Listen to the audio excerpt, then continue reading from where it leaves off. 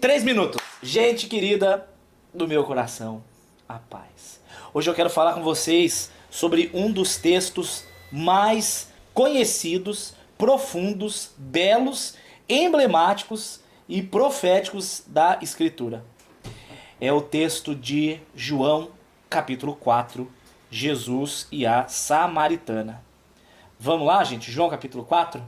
Quem tiver aí, preste atenção, porque Deus vai falar com você em algum ponto aqui. Hoje eu quero provocar vocês. Quero provocar o raciocínio de vocês. Eu gosto de fazer isso. Jesus então, verso 3, João 4, verso 3, deixou a Judéia e foi para a Galileia. E era necessário passar por Samaria. Como eu amo muito vocês, eu peguei aqui um mapa para você entender o que quer dizer Judéia, Galileia e Samaria. Isso são regiões, tá? Isso não são cidades. Jerusalém, Cafarnaum, são cidades. Galileia, Judéia e Samaria são regiões. Olha o mapinha aqui. Você sabe por que o pinheiro não se perde na floresta, Linéia? Não. Porque ele tem um mapinha. Ele tem um mapinha, um mapa pequeno, entendeu? Então, ó, Jesus ele estava aqui no texto, ele estava na Judéia e ele estava subindo para a Galileia, ele estava indo para o norte. Só que aí ele passou aqui pela Samaria, que fica no meio. Vocês estão vendo? Isso aqui são regiões de Israel, tá bom? Então vamos lá, só para você se localizar por que acontece isso. Jesus, o foco dele era passar da Judéia, lá de baixo, para ir lá para Galileia, lá no norte, e ele tinha que passar pelo meio, que era Samaria. Só que essa palavra, quando ele diz era necessário passar por Samaria, muita gente lê achando que era necessário porque fica no meio. Não, Jesus podia dar a volta. Ele poderia perfeitamente dar a volta. Ainda mais sabendo que Samaria odiava tanto ele. Né? Jesus, por exemplo, em Samaria, o povo não deixa ele dormir lá em determinado dia. E João, ele fala para Jesus, Jesus, posso orar para cair fogo na cara deles? Posso matar todos eles? E aí Jesus fala, João, eu não vim trazer destruição, eu vim trazer o amor, João. Eu não vim trazer isso. De que espírito que você é? Então João fica envergonhado. Isso mostra hoje que não é por força, gente. Não é por força, não é na violência, mas é no Espírito Santo. Você não vai converter e convencer ninguém com brigas, com gritos e com ameaças de inferno. Isso não traz salvação. As pessoas elas vão ser impactadas pelo Espírito Santo na sua vida, pela pregação do Evangelho e pela conduta amorosa que você tem. Lembrando que amor não é aceitar o erro, tá? Você não aceita o erro para amar, mas você ama até quem você discorda. Eu discordo do que você faz, mas eu defendo seu direito de fazer. Você é livre para isso. Isso é amor. Então Jesus ele tinha que passar por Samaria. E ele foi, pois, a uma cidade de Samaria chamada Sicar. Só uma curiosidadezinha. Sicar é o nome dado à cidade de Siquém. E a cidade de Siquém é uma cidade onde Abraão levantou o primeiro altar de adoração dele com Deus. Quem quiser ver essa pregação, procura aí no YouTube, Daniel Saad, os 4 altares da adoração. É muito boa. Não porque fui eu que falei, porque se fosse porque eu que falei, é uma grande porcaria. Mas é porque é um ensino do Senhor muito, muito, muito forte. Essa cidade de Siquém, veio a ser a cidade de Sicar, junto à herança que Jacó tinha dado ao seu filho José. E ali estava a fonte de Jacó, o poço. Se tentam destruir-me, tão zombando da minha fé e até... Tramam contra mim. Como é que é do querem entulhar teus poços? Querem entulhar os poços. Estava ali o poço de Jacó. Jesus, cansado do caminho. Aqui já começa a beleza desse texto para mim. Jesus ele estava cansado. Cansado. Jesus não estava serelepe. Jesus não estava saltitante. Jesus não estava de barriguinha cheia. Tinha acabado de dormir bem. Jesus estava cansado da viagem. E ele parou. Ele podia ir descansar. Porque olha só, o verso 8. Ele fala que ele enviou os discípulos para ir na cidade comprar comida. Por que Jesus não foi com eles? Jesus, cansado, preferiu parar no poço ao invés de ir para a cidade comer. Tem um motivo. Jesus precisava passar por Samaria e Jesus queria parar naquele poço e sozinho ele preparou a situação, velho. Jesus ele poderia estar com os discípulos? Poderia. Jesus poderia ter falado com essa mulher junto com todos os discípulos? Poderia. Mas aí ele causaria vergonha nela e possivelmente o julgamento errado deles. Eles eram muito julgadores, eles eram muito preconceituosos, principalmente com mulheres. Você vai ver isso quando Jesus está lá em Tiro e Sidom, aquela mulher sírio-fenícia. Quando Jesus vai falar com ela, os discípulos falam, manda ela embora que é mulher. Então Jesus, querendo ter um momento especial com aquela mulher, ele fala para os discípulos, vão vocês, comprem comida porque eu vou ficar aqui. Ele não explicou para os discípulos o porquê que ele ia ficar ali. Porque quando Jesus quer fazer, ele não precisa dar satisfação para ninguém. Ele simplesmente faz. Então ele preparou o cenário. Gente, é aí que eu quero que vocês comecem a entender como é que Deus faz as coisas. Muitas vezes o que Deus quer fazer na sua vida não vai acontecer de uma vez. É necessário uma preparação do cenário, do ambiente. Moisés só foi cuidar do povo com 80 anos. Olha só, Moisés ele nasceu e ele viveu no Egito até os 40. Dos 40 aos 80, ele viveu no deserto com Jetro, seu sogro, cuidando de ovelhas. Então Moisés ficou 40 anos sendo abarrotado, estufado, entupido da cultura egípcia. E aí o que acontece? Jesus depois leva ele para o deserto, onde ele fica 40 anos para Deus tirar aquela cultura egípcia dele, para imputar nele, para enfiar nele a cultura do céu, a cultura do reino. Então Moisés ele não seria um bom líder com 40 anos. Foi necessário aquele processo dos 40 aos 80 para preparar Moisés para assumir o povo. Então Jesus, quando ele quer que você receba algo da parte dele, não é só você que será transformado, mas o ambiente ao seu redor. Jesus também prepara a situação. Jesus prepara pessoas, Jesus prepara momentos, Jesus prepara encontros, Jesus prepara acontecimentos e eventos até sobrenaturais. Ele faz o que preciso for. Romanos 8:28. Todas as coisas cooperam para o bem dos que amam a Deus. E qual é o bem? É ser parecido com Jesus. Ele fala isso no verso 30 ou 31, se eu não me engano. Esse é o bem. Qual é o bem que Deus quer fazer na minha vida? Todas as coisas cooperam para qual bem? Para que eu seja parecido com Jesus. Esse é o bem que o texto foca. Não é o meu bem de eu ficar deitado no sofá com as pernas para cima. Não é esse o bem que Deus foca. É o bem de ser parecido com Jesus. Então ele pega essa mulher aqui e ele prepara a situação toda para estar só ele e ela. Então isso para mim é transformador. Porque a gente vê aqui Jesus, esse texto, ele é o oposto da ideia da religião. Por isso que quando as pessoas falam, ai, você é religioso. Eu não sou religioso, muito pelo contrário, eu estou livre da religião. Porque a religião é a tentativa humana de alcançar Deus. Então você vai ver que existem muitas religiões, porque existem muitos humanos que tentam alcançar Deus, por isso que tem muitas. Agora, um Deus que desceu para vir buscar o homem só existe um, por isso que Deus só existe um. Jesus é o único que fez isso. Todas as outras divindades exigem dos seus adoradores algum tipo de sacrifício, seja pessoal ou seja financeiro, ou enfim, qualquer tipo de sacrifício, para conquistar a bênção dessa divindade. Jesus é o contrário. Jesus abre mão da sua glória, Filipenses capítulo 5, ele abre mão da sua glória, venha nessa terra, deixa o luxo e a adoração que ele vivia, para aceitar gente do céu, para aceitar ser vituperado. Sabe o que é vituperado? É envergonhado.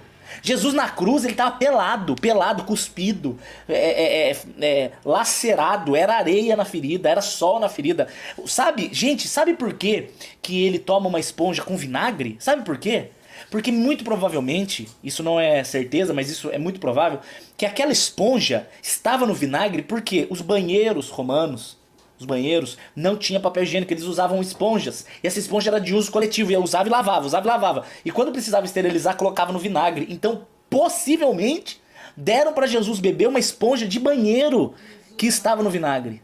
Então, você vê Jesus sendo Deus, todo-poderoso, ele aceitou abrir mão da glória, ele aceitou abrir mão da divindade para vir resgatar o desgraçado.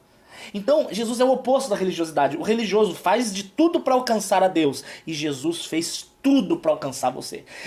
Por isso que existem muitas religiões e só um Deus. Só tem um verdadeiro, que é Jesus Cristo. E Jesus, ele mostra esse caráter dele aqui. Esse caráter dele de falar assim, ó, gente, para tudo, eu não quero falar com vocês. Vai todo mundo embora, porque eu quero o meu momento com aquela mulher. Eu quero salvar aquela mulher.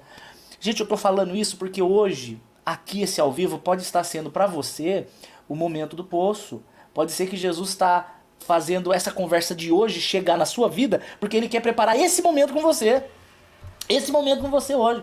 Então ele chega lá, e ali estava a fonte de Jacó, e Jesus cansado, ele poderia ter descansado, mas ele não descansava, por quê? Porque ele tinha um objetivo.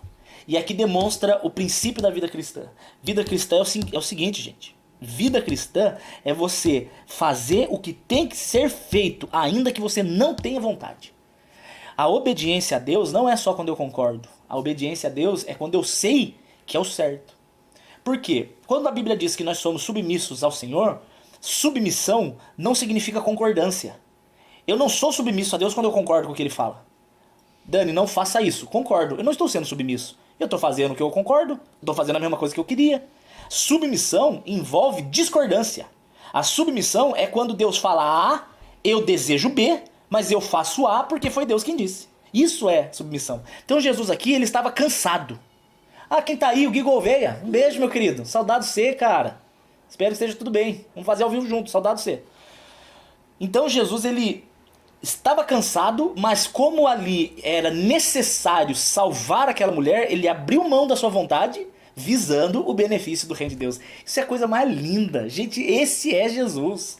Então ele senta e ele senta cansado do caminho, dispensa os discípulos. E aí o que é interessante? Olha a hora que era. Olha a hora. Quase hora sexta. Só uma curiosidade para você. A contagem de horas do judeu, a nossa primeira hora do dia é 1h da manhã, né? O nosso relógio, do jeito que a gente usa, às 0h é meia-noite. A primeira hora é 1h da manhã. O judeu não. Ele faz a contagem diferente. A contagem bíblica de horas é diferente. A primeira hora deles é às 6 da manhã, ok? Então a primeira hora do dia é quando o sol está nascendo, 6h da manhã. Então se a primeira hora é às 6, a sexta hora é qual? A primeira é 6, a segunda é 7, a terceira é 8, quarta 9, quinta 10, sexta entre 11 e meio-dia.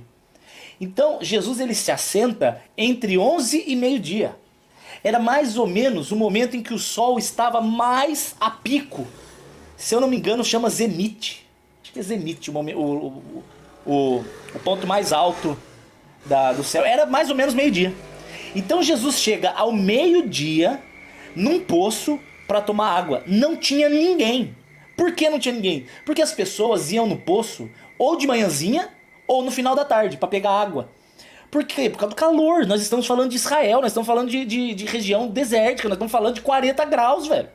Jesus estava cansado e num sol de 40 graus. Por quê? Porque aquela mulher, olha só o verso 7, ela apareceu para tirar água naquele horário. Sabe por que ela apareceu naquele horário, meio-dia, no sol a pino? Ou a pico, não sei como é que fala, o certo? Porque ela era uma rejeitada. Ela não fazia parte nem do grupo que ia de manhã e nem do grupo que ia à tarde. Essa mulher, ela ia nesse horário para ela não encontrar ninguém. Ela ia sozinha. Porque como ela era uma mulher de má fama, ela já tinha 5 maridos, e nós vamos falar disso, ela não era bem aceita em nenhum círculo. As mulheres não queriam estar com ela porque ela tinha fama de vagabunda. Os caras não queriam estar com ela porque, muito provavelmente, ela era aquela mulher que todo mundo já tinha pego e ninguém queria. Então, na verdade, aquela mulher, ela era rejeitada pelas mulheres e pelos homens. Os homens não queriam, as mulheres não queriam, ela era sozinha. E aí, quando ela vai sozinha, quem tá lá, quando ninguém quer estar lá, Jesus está lá. Quando ninguém quer estar lá, Jesus está lá. Até cuspi de nervoso. Gente, que coisa linda. Jesus Cristo tem uma queda especial pelos rejeitados. Os rejeitados, os abandonados, os esquisitos, os improváveis, os acusados. Porque a igreja hoje, Sabe por quê que a centésima ovelha muitas vezes não volta pro aprisco onde estão as 99? Porque ela tem mais medo do olhar julgador das 99 que estão no aprisco do que o olhar julgador do mundo. Às vezes o mundo tem mais amor do que a igreja. Muitas vezes. E isso está errado. Nós temos que... Eu não estou falando de aceitação de pecados. Nós ensinamos que embriaguez é pecado. Nós ensinamos que adultério é pecado. Nós ensinamos que traição é pecado. Nós ensinamos que relações homossexuais é pecado. A gente ensina essas coisas porque isso é bíblico. Eu não posso negar as escrituras. Mas você não deixa de abraçar. Você não deixa de acolher. Você não deixa de amar. Essa história de que não anda com ele porque ele não é crente. Falso. Jesus andava rodeado de pecadores, mas a diferença é que Jesus nunca se contaminou por eles. Jesus contaminava eles. E eu digo assim, se contaminar sem ser o sentido literário da palavra. Jesus qual é a palavra melhor do que contaminar? Jesus... Se deixava corromper? Não, gente, tem um sinônimo. Não é contaminar. Misturar. Ô, Jesus Cristo, eu acabei de pensar. Tô burro, é fome. Vou dar um golinho d'água que eu vou lembrar. Influenciar? Influenciava eles. Ao invés de Jesus ser contaminado por eles, Jesus influenciava eles. Essa é a coisa linda de quem é luz. A luz não é luz no meio da luz. Qual é a vantagem de eu ser luz no meio da luz? Eu sou luz no meio das trevas. A minha intimidade é com quem é de luz. A minha intimidade é com quem é da luz. Porque eu quero conselho de quem é cheio de Jesus. Eu quero sabedoria de quem é cheio de Jesus. Eu quero trazer para dentro da minha casa quem é cheio de Jesus. Mas eu quero andar com quem precisa. Porque se não formos nós que vamos fazer a diferença na vida dele, quem vai? Sabe?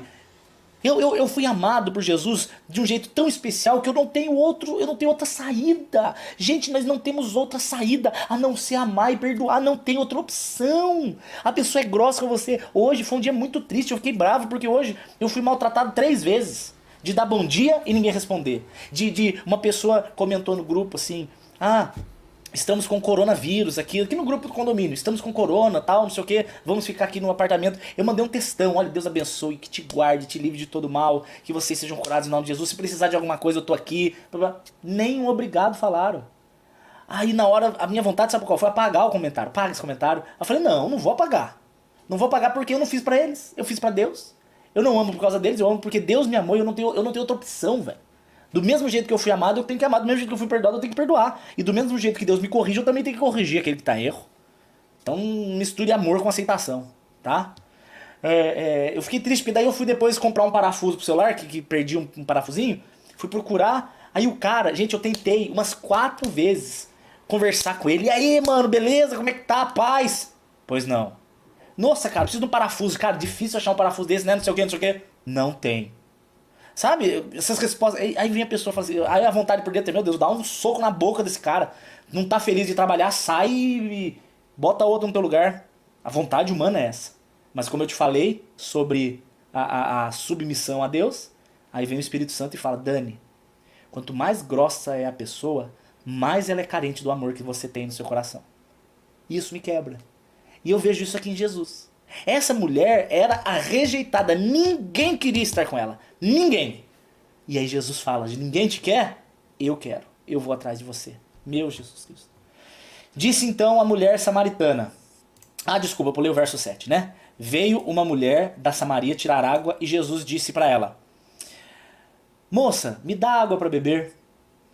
Agora eu quero explicar para vocês o escândalo, tá? O escândalo disso aqui. Essa região de Samaria, que está aqui no meio do mapa, é uma região que foi invadida por muitos povos. Muitos povos invadiram, muitos inimigos atacaram, principalmente os assírios.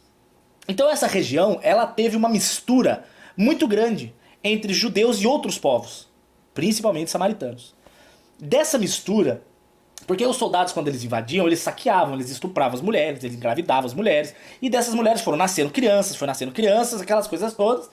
E aí, esse povo que resultou dessa mistura entre israelitas e outros povos, gerou o povo chamado samaritano. Então o samaritano, ele não era um judeu raiz, ele não era um judeu puro de sangue, ele era um híbrido, no sentido de uma mistura entre o judeu e outro povo. Então o judeu puro tinha preconceitos absurdos contra o judeu misturado. Você entende? Por isso que tinha essa treta entre judeus e samaritanos. Os samaritanos eram judeus, mas judeus misturados. Então eles não eram considerados povo escolhido de Deus por ter sido contaminado por outros. E é interessante que Jesus ele vem para mostrar a aceitação dele diante da pessoa mais improvável. Uma mulher, uma samaritana, sozinha e rejeitada e casada com 5 maridos. Ela é a personificação máxima de uma pessoa rejeitada.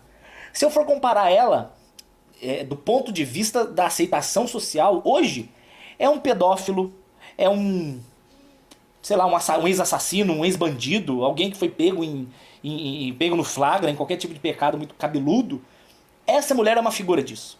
E é interessante que toda vez que você for ler a Bíblia e você perceber a relação entre Jesus e uma mulher, você abre os olhos porque muito provavelmente é uma figura de Jesus com a igreja. Isso é incrível.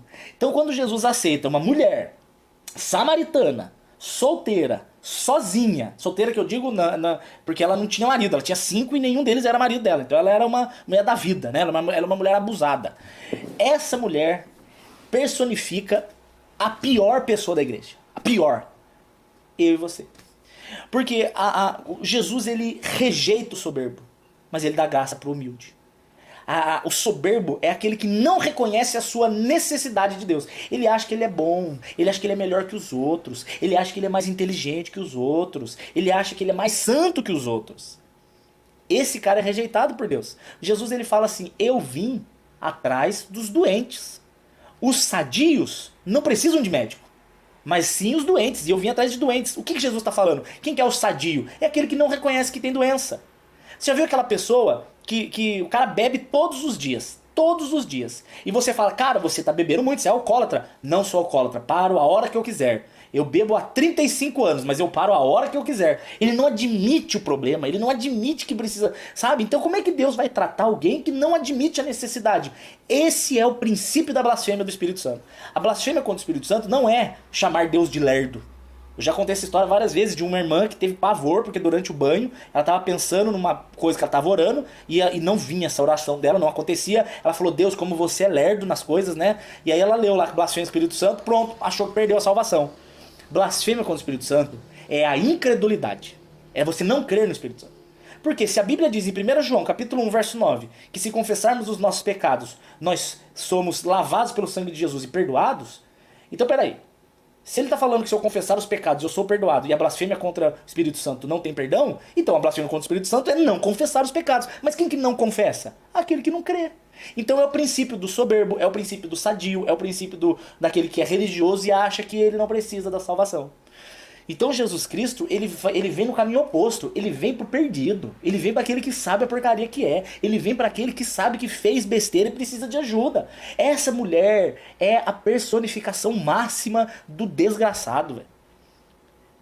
E Jesus vem atrás dela. Isso é a coisa mais incrível, é alucinante. Se Jesus fosse como muitas pessoas hoje, muitos pastores hoje que amam a popularidade e a fama, e hotéis chiques e grandes ofertas, se ele fosse Jesus, eles teriam ido primeiro aonde? Em Herodes, primeiro em Pilatos, primeiro em César, teriam ido falar com esses caras. Eles não tinham ido em poço de Betesda, atrás de paralítico, atrás de cego Bartimeu, atrás de 10 leprosos. Jesus é fenomenal, cara. Jesus é fenomenal.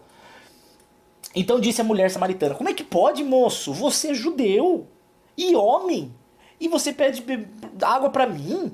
Eu sou mulher, eu sou samaritana. Porque os judeus não se comunicavam com os samaritanos. Já expliquei por quê, né?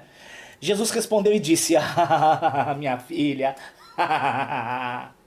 se você soubesse quem eu sou, minha filha, se você soubesse o poder de Deus que está em mim, e se você soubesse quem está pedindo, você que ia falar, me dá você a sua água. Ai, ai, ai, ai, ai. Dá você a sua água.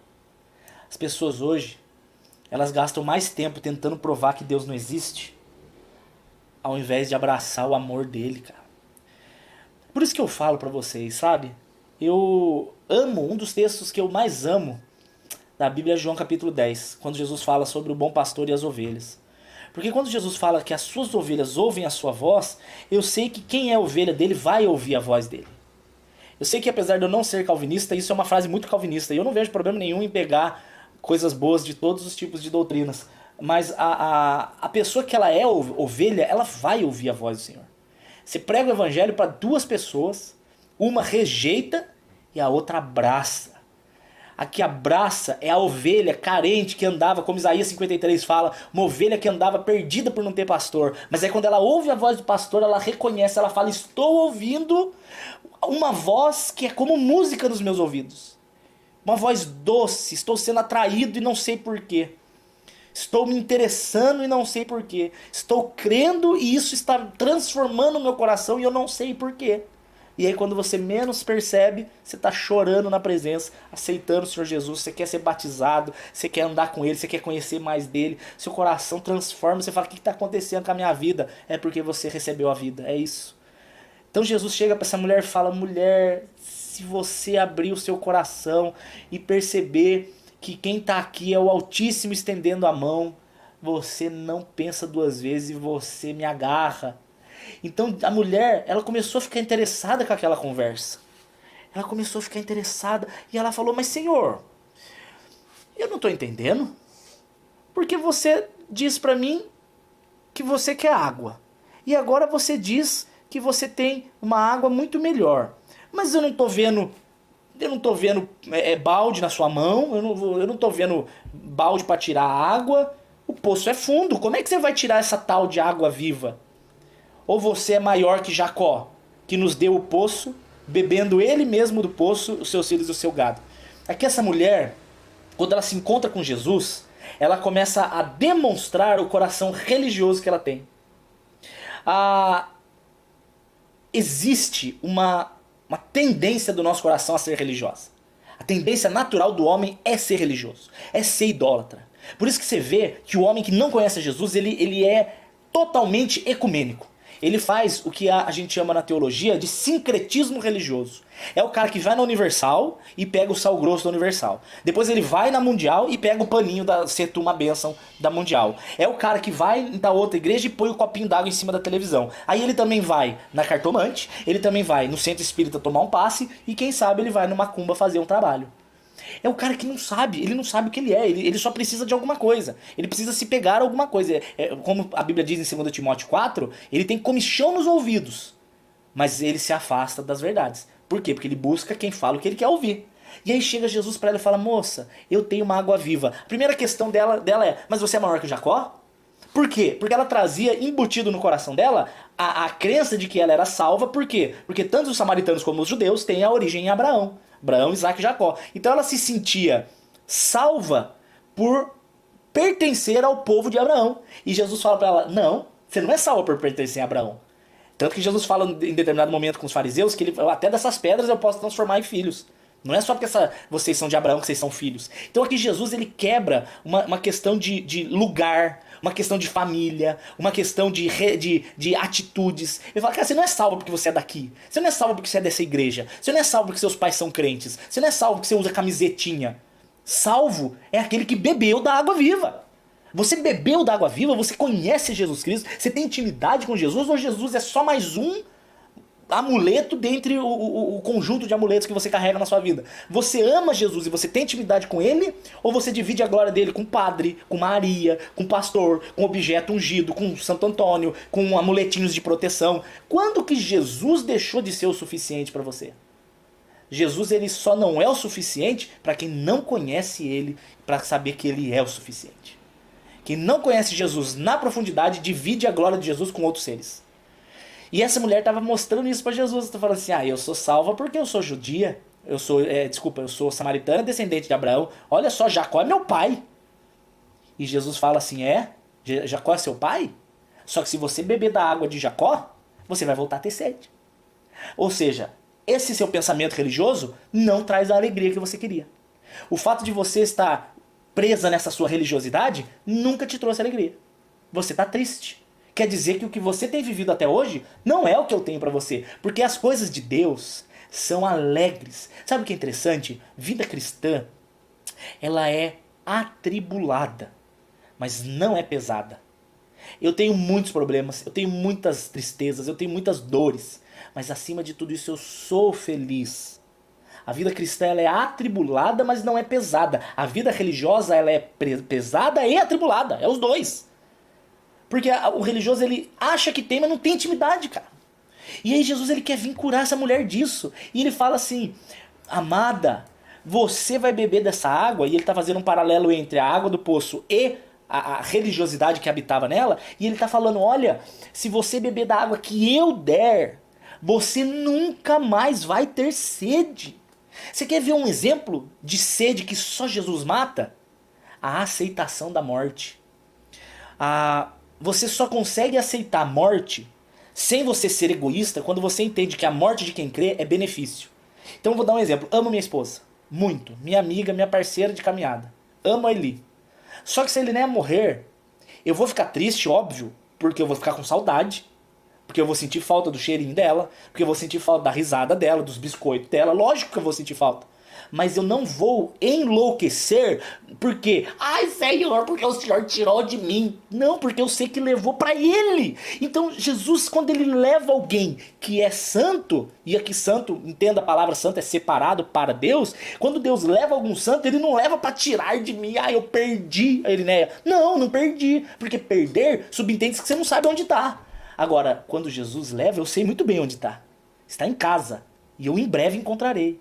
Então a sede do entendimento da morte é uma sede que todas as pessoas têm pavor de passar.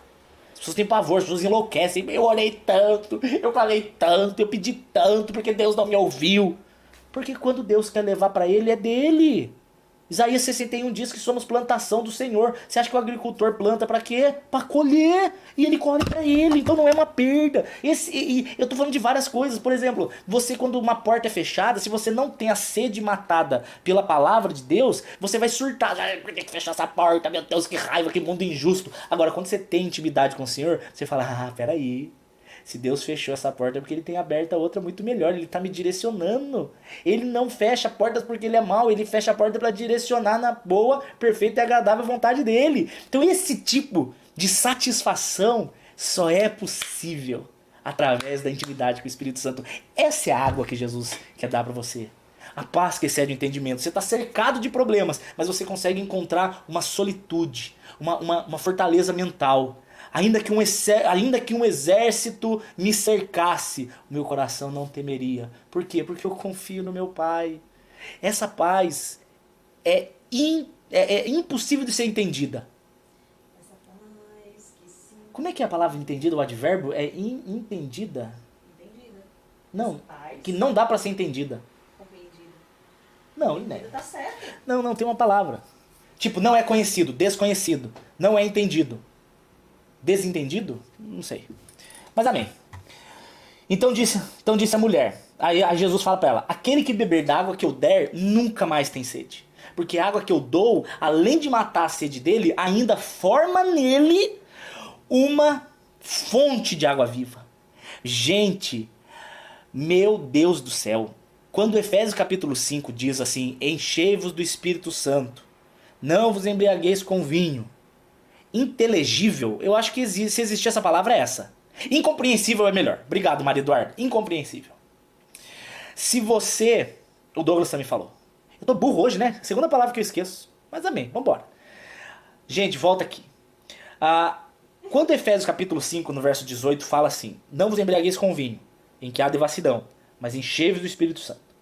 Aí Paulo ele conclui esse raciocínio falando assim, se encham do Espírito Santo, falando entre vós, com salmos, hinos e cânticos espirituais, salmodiando e engrandecendo ao Senhor nos vossos corações. Então, às vezes eu tô triste, às vezes eu tô meio chateado, aí eu pego, por exemplo, Eli, olha esse texto, ou Eli fala alguma coisa da Bíblia, ou a gente senta antes de dormir e lê alguma coisa. Só o ato de estar conversando de Jesus é como se fosse a água viva saindo e fluindo pela minha garganta, mas essa água, ela vai, ao mesmo tempo que ela mata a sede do ouvinte, ela vai lubrificando a mim mesmo. Ela vai enchendo todo o meu interior do frescor, do alívio delicioso que é a presença de Jesus. Então, quanto mais você fala, mais você é abençoado. A imagem que eu tenho de pregação do Evangelho é uma vela. A mesma vela acesa pode acender infinitas velas. Ela não perde o fogo quando ela passa o fogo de um pro outro. Você já parou pra pensar? Você tá com a vela na mão, aí vem o outro. Quando você passa, você não perde o fogo. Na verdade, o fogo soma, ele fica até mais alto. Essa figura que eu tenho é quando eu tô falando de Jesus pra alguém, eu não perco o Jesus que tá em mim. Mas o Jesus brotando em mim, ele vai fazer morada na vida da pessoa, e o fato de eu estar falando, ele aviva até em mim. Então é isso que Jesus está prometendo para ela, falando assim, filha, eu não quero só curar a sua sede, mas eu quero que você mate a sede dos outros. Isso mostra que reino de Deus não é reino de Deus se não tem alguma atitude sua em relação ao próximo. Tem gente que transforma Deus em barganha. Ah, eu quero campanha da vitória, 7 dias da minha bênção, eu vou comprar para receber 10 vezes mais, é fogueira santa, eu vou queimar meu carro para ganhar 3 carros. A preocupação, me dá uma raiva, eu fico aqui ansioso, velho. Eu vou queimar meu carro para Deus me dar 3. Não, mas peraí, você... Gente, olha que burrice. 2 Coríntios capítulo 9 diz que toda oferta feita a Deus tem que ser com amor e sem interesse. Se a pessoa dá forçada e interessada em receber dobro, deixou de ser oferta de amor. Ô, tapado, vai ler a tua Bíblia, 2 Coríntios 9. Vai ler. Meu Deus. Vocês são enganados porque Oséias 4, 6 já falou. O povo morre porque não tem conhecimento das escrituras. Aí o pastor fala qualquer babaquice, aí a ovelha, ai meu Deus, que homem sábio. Homem sábio, vai conhecer a escritura. Sua ema velha, seu avestruz, bisonho. Aquele que beber da água que eu der nunca mais tem sede. Essa satisfação é insuportável pro ímpio. O ímpio, ele tem horror de ver a segurança que o crente tem. Por isso que incomoda. Incomoda. Você vê uma pessoa segura e tranquila, incomoda quem está desesperado. Então Jesus, ele fala, aí a mulher fala para Jesus, Jesus, né? Ela não sabia que era Jesus, ela fala, homem, né? Senhor, me dá essa água pelo amor de Deus, para que eu não tenha mais sede e eu não precise ficar vindo aqui mais buscar água.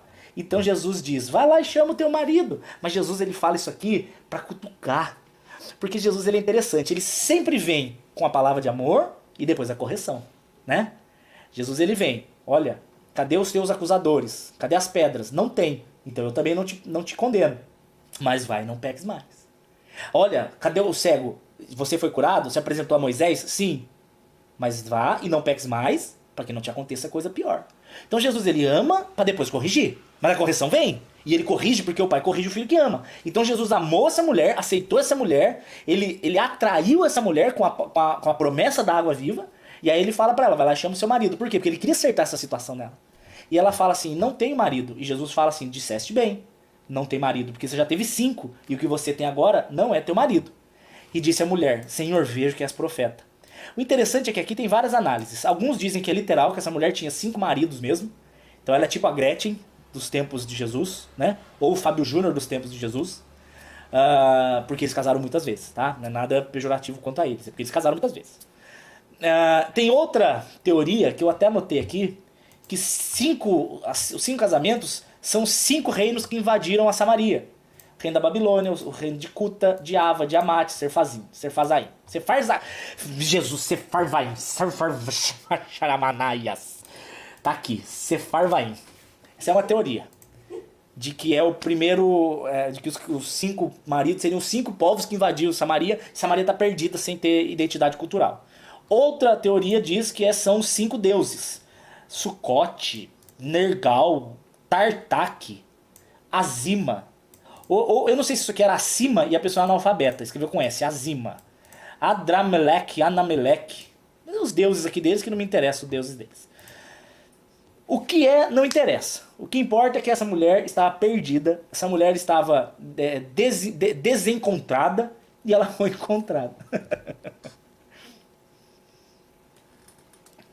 E olha só que interessante. Aí que vem mais uma demonstração da religiosidade dessa mulher. Mas o Senhor é o seguinte. Já que você é profeta, me explica aqui. Os meus pais adoravam nesse monte. Monte Gerizim. E vocês, judeus, dizem que é em Jerusalém que se deve adorar. Qual é o local de adoração? Presta atenção nisso aqui. Jesus, qual é o local de adoração? É no monte? É em Jerusalém? É no templo? É na igreja? Aonde que eu tenho que te adorar? E aí Jesus fala assim, mulher, crê em mim. A hora vem E a hora é agora. Ele fala no verso 23 depois disso. Em que não é no monte e não é em Jerusalém que vocês adorarão ao Pai. Eu gosto de uma interpretação que diz que quando os profetas diziam que está próximo o reino de Deus, não quer dizer que está próximo de estar chegando o reino de Deus. Quer dizer que está próximo porque o Espírito Santo está do seu lado. O reino de Deus está ali. Basta crer que você faz parte. Tem uma figura que marca a minha vida, que eu assisti uma vez o filme do Procurando Nemo, e tinha a Dory, né? O Nemo, o pai do Nemo, que eu esqueci o nome dele, e tinha umas tartarugas maconheiras. Vocês lembram da tartaruga maconheira? As tartarugas hippie? As tartarugas que falavam assim, legal. Aí tem uma hora que o pai do Nemo fala assim, escuta, eu preciso pegar a corrente australiana norte. E aí ele fala, vocês sabem onde que é a corrente australiana norte? E aí Aí a tartaruga fala, cara, é essa aqui, ó. E ele mostra, a corrente tá do lado dele. Aí ele fala, é essa aqui? Tá aqui do meu lado? É. Aí quando ele entra na corrente, ele, pum, ele é levado pro destino dele, atrás do Nemo, né? Lá na P. Sharp 43 Sydney. É o endereço do dentista do Nemo que tava com... Dentista do Nemo não, né? Peixe não, né? O peixe palhaço não tem dente, mas... Enfim... Aí ele vai lá e ele pega, então ele fala assim, caramba, o caminho tá aqui, tá, é isso que quer dizer, o reino de Deus tá próximo, o reino de Deus tá próximo, porque cara, você tá ali, velho, você vai ali pro reino de Deus, não tem nada que te impede. Então a mulher fala, o quê? Não é na igreja? Não é mais no monte? Não. A hora vem em que os verdadeiros adoradores adorarão ao Pai em espírito e em verdade. Eu vou até girar aqui no mistério. De vista de fogo, varão de guerra, mas desceu o varão, resplandecente lá na glória. A maravilha é que Jesus Cristo ele vem anular a religiosidade e a idolatria quanto a lugares. Eu amo a igreja. Eu não vou deixar de ir nunca na igreja. Nunca vou deixar de me congregar. Mas a igreja não é a casa de Deus. A casa de Deus é o coração do filho que crê. Para de misturar templo com igreja. Ai, eu sou a igreja de Jesus. Não. Pequeno jumentinho de Jesus. A igreja é o ajuntamento dos filhos de Deus. Isso é igreja. Igreja é o ajuntamento. Igreja, lembra Mateus 18? Onde 2 ou mais estiverem, ali eu estou. Então onde tem 2 ou mais juntados, ali se torna igreja. Então a igreja é o ajuntamento de filhos. Eu sou templo do Espírito Santo. É diferente. Eu não preciso ir na igreja porque eu sou a igreja. Eu e Jesus em casa. Isso é desculpinha de egoísta que não quer cuidar dos outros. Você quer Jesus só pra você e não quer ter responsabilidade em cuidar da igreja. É por isso que você fica com essa historinha de eu e Jesus em casa. Eu sei que tem igrejas de pastores vagabundos que mereciam uma surra de vara de marmelo no lombo. Mas não é porque uma igreja foi safada, e quando eu digo igreja eu estou dizendo de instituição, ou um pastor me escandalizou, ou e tal, que eu vou deixar de frequentar. Procure uma de pessoas sérias. Você tem que estar. Ovelha anda com ovelha. Ovelha sozinha é comida de lobo. É igual a figura da fogueira. Você tá lá a fogueira, tá lá pegando fogo, um monte de carvão, delícia. Bota batata assada com requeijão, aleluia, que delícia. Aí você vem e tira... Ele está falando com o cara aí no WhatsApp? Sim. Ah, que bom. Aí você tira lá a brasa da fogueira, a brasa tá bonitinha, vermelhinha, queimando o dedo do churrasqueiro. Aí ela fica sozinha, esfria, vira carvão, serve pra nada. Cortado da videira. João capítulo 15. A vara que está em mim e não dá frutos é cortada e lançada ao fogo. Então, Jesus está mostrando para ela o seguinte, mulher, para de idolatrar lugares. Tá? O culto não começa quando o pastor fala, visitante, seja bem-vindo, sua presença é o prazer, com Jesus estamos dizendo, essa igreja ama você. Agora começou o culto, sua fuça. O culto de quem crê começa no dia em que ele creu, e ele não para até o dia em que ele for levado para a glória. Irmãos, vou dar a bênção apostólica e vou estar encerrando esse culto. Só se for o seu. O meu culto não acaba quando eu sair da igreja. Jesus não saiu de mim quando eu saí da igreja. Jesus não sai de mim quando eu vou embora para casa domingo à noite. O culto é a sua própria vida, é o culto.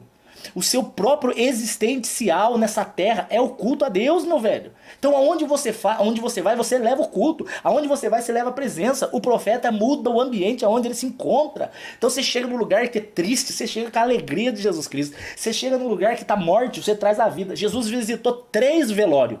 3 velórios Jesus visitou. E nos 3 velórios que ele visitou, Jesus transformou aquele velório em festa, porque ele ressuscitou os 3 mortos. Então Jesus, ele mostra que onde ele chega, na vida de quem ele chega, ele muda o ambiente, cara.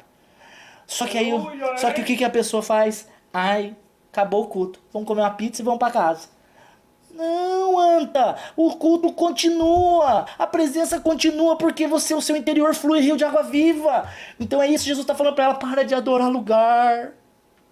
Para de adorar lugar e pessoas e dias. Não tem mais nada a ver com pessoas, lugares e dias. A adoração é no teu entendimento, é na presença do Espírito Santo. Olha aqui, verso 24. Deus é Espírito. Deus não está preso em lugares. Atos capítulo 17. Deus não habita em templo feito por mãos. Não faz o menor sentido você passar na frente da igreja e fazer o sinal da cruz.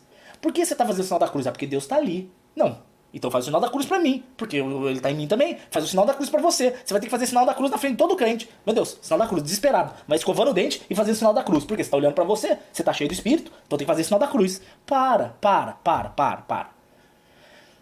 A igreja, o templo, quando todo mundo vai embora, você acha que Jesus fica lá dentro triste, esperando? Ai, que saudade dos meus filhos. Não vejo a hora deles voltarem no próximo domingo aqui pra minha casa. Enquanto eles não estão aqui, eu fico aqui sozinho. Ó vida, ó céus, que coisa ridícula. Jesus Cristo não fica sozinho dentro de um templo sozinho, fechado. Ele não habita em templos. Ele habita no teu coração, gente do céu. Então a mulher diz, eu sei que o Messias que se chama Cristo vem. E quando ele vier, anunciará tudo. E Jesus diz, eu sou o Messias. Eu sou. Quando ela abre as portas da religiosidade dela, aí Jesus vem e fala, agora você está me entendendo. Eu sou esse Messias. Aí ela fala, gente, meu Deus, eu encontrei o Messias. Aí olha só o verso 28. A mulher largou o jarro e correu à cidade. Quando aquela mulher entendeu quem Jesus era, ela largou tudo que ela estava fazendo. Ela falou, gente, esquece a água, cancela o miojo, cancela o banho. Eu preciso avisar as pessoas que eu descobri o Messias. Eu tô ficando louca pra falar pros outros. E ela vai correndo. E aí, ela vem um homem. E aí ela falou assim, gente, eu vi um cara. Tem um cara lá no poço, tem um homem no poço. Que ele diz tudo o que aconteceu comigo. Cara, ele é o Cristo, ele é o enviado. Aí os homens saíram na cidade e foram, vamos ver quem é esse cara, A mulher cancelou a água, ela cancelou o miojo. E detalhe, ela não falava com ninguém. Ela não falava com ninguém. Ela era tímida. Foi um encontro com Jesus, a mulher saiu tagarela, a mulher saiu matraca, a mulher virou alto-falante. Pamonha. Ela saiu pra rua gritando, gente, achei Jesus. Ela não falava com ninguém. Ela ia sozinha. Por isso que você entende que 2 Timóteo capítulo 1, no verso 7, diz que Deus não nos deu espírito de temor, né, de vergonha, de timidez. Ai, que vergonha, ai, que medo do que vão falar de mim. Nossa, meu Deus, que medo. Levanta a tua cara, o Altíssimo habita em você. Jesus te chamou para pisar em serpente. Você vai ter medo do que aquela cobra da sua cunhada fala mal de você, aquela sua prima, aquele seu tio. Ai, que medo, ai, que medo do julgamento. Abre a sua boca e profetiza. E aí a mulher esqueceu a vergonha dela e foi lá. E falou assim, gente, tenho que falar um negócio para vocês. Encontrei o Messias. E os caras falaram, é mesmo? Não é verdade. Ela é verdade. Não acredito. Acredita. Olha, eu quero ver. Então vem ver, vem comigo. Pum, foram junto. Aí, cadê aqui? Ai, meu Deus do céu. Aqui, ó, verso 39. Depois que eles chegaram lá e começaram a ouvir Jesus, muitos dos samaritanos daquela cidade creram nele. Por que eles creram nele? Pela palavra da mulher. Aquela mulher, ela era uma largada, esquecida, abandonada, rejeitada. Em um encontro com Jesus, ela se tornou missionária e converteu a cidade. Olha aí. Olha o que Deus faz. Olha o que Deus faz. Aquela mulher, um encontro com Jesus transformou a personalidade dela. Transformou a realidade dela. Quando ela se permitiu, eu não gosto muito dessa palavra, mas né, quando ela se permitiu, ela falou assim, Jesus, então essa água eu quero. Aí quando ela abriu as portas do entendimento, aí Jesus derrama, eu sou o Messias. E ela fala, não é possível. Cancela a água, cancela os meus compromissos, eu quero falar dele. E aí correu e eles creram nela. Ela se tornou um instrumento poderoso, cara. Poderoso. E mudou a história daquela cidade. Indo, pois, os samaritanos ter com Jesus, verso 40, pediram, fica com a gente mais um dia. E muitos mais ficaram por causa da palavra agora de Jesus. E diziam os samaritanos à mulher, olha mulher, não é mais pelo que você disse que nós cremos, mas porque nós mesmos vimos e ouvimos que Ele é o Cristo. Ele é o Salvador do mundo. Isso aqui mostra que você prega, você anuncia, você avisa, você fala. Mas quem converte, quem transforma é o Espírito Santo. Não é um problema seu. Quem faz a pregação sou eu e você. Quem lança a palavra sou eu e você. Inclusive quando você prega, por exemplo, aqueles textos que eu faço polêmicos, é pregação do evangelho. Porque pregação do evangelho não é só flores não, tá? Ah, é só açucarado. Não, também tem lição. Nossa, vai acabar, vai dar tempo, pessoal do Instagram. Pregação do evangelho é você falar a verdade ainda que doa, mas falar o que precisa ser dito. E aí, a transformação, a conversão é um problema do Espírito Santo. Por isso que Satanás não pode te cobrar de converter ninguém, porque não é uma responsabilidade sua. Beleza, gente? Essa era a palavra que eu tinha pra vocês hoje. Que o Senhor abençoe vocês, que o Senhor guarde vocês, que o Senhor livre vocês de todo mal, que o Senhor enche a sua casa de provisão, de paz, que o Senhor livre a sua família da influência do mundo, que o Senhor te livre da ansiedade e da tristeza, que o Senhor resplandeça o rosto sobre ti e te dê a paz. Se você quiser me mandar uma mensagem, conversar comigo, qualquer coisa, meu e-mail está aqui embaixo, ó, daniel.saad@uol.com.br. E se o Senhor falar o teu coração, você pode me mandar um e-mail pedindo as crônicas. E aí você vai ser abençoado, amo mandar para vocês. E se você quiser, lá no finalzinho tem os dados, para quem quiser abençoar essa obra, para que essa obra não pare, né?